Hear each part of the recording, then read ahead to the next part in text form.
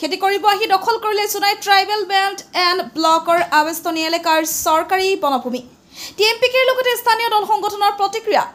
সন্দেহযুক্ত লোকে বসবাস কৰা এখন বিশাল গাঁও।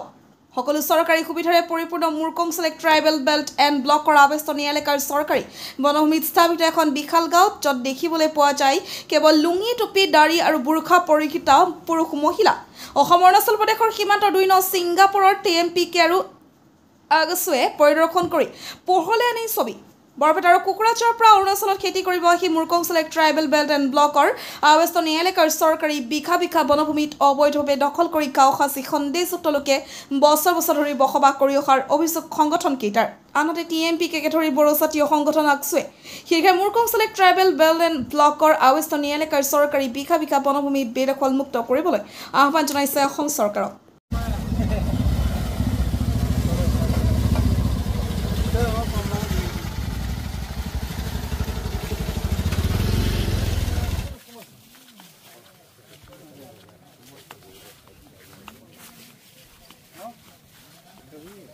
আমি সেইটোৱে বিচাৰিছোঁ যেহেতু অসম চৰকাৰে হওক বা আমাৰ স্থানীয় প্ৰশাসনে হওক যিটো ব্যৱস্থা এতিয়া বৰ্তমান চৰকাৰে গ্ৰহণ কৰিছে সেইখিনি গ্ৰহণ কৰিব লাগে বুলি আমি দাবী কৰিছোঁ। যিহেতু আপোনালোকেও জোনাই সমষ্টিখনত বিশেষকৈ প্ৰতিনিধিত্ব কৰি আছে, জোনাই অঞ্চলত বিশেষকৈ কোনটো অঞ্চলত আপোনালোকে উচ্ছেদ কৰাটো আপোনালোকে বিচাৰে? জোনাই অঞ্চলত বিশেষকৈ আমাৰ জোনাইত আপোনাৰ চাব আমাৰ এইখিনি 2 নং ছিংগাপুৰ এটা আছে, তাৰপাছত আপোনাৰ জোনাই ৰেলৱে ষ্টেচন লাইনত আছে, গোটেই তাৰপাছত বজাৰ উদয়পুৰ চাইডে আছে, বজাৰত আছে, গোটেইখিনি এইবিলাক চোৱা চিতা কৰিব লাগে সম্পূৰ্ণভাৱে। প্ৰশাসনে এইকেইটা দায়িত্ব লৈ একেলগে কোন ইয়াত স্বদেশী কোন বিদেশী বা কোনে ইয়াত বৈধ কোনটো অবৈধ এইখিনি চাব লাগে।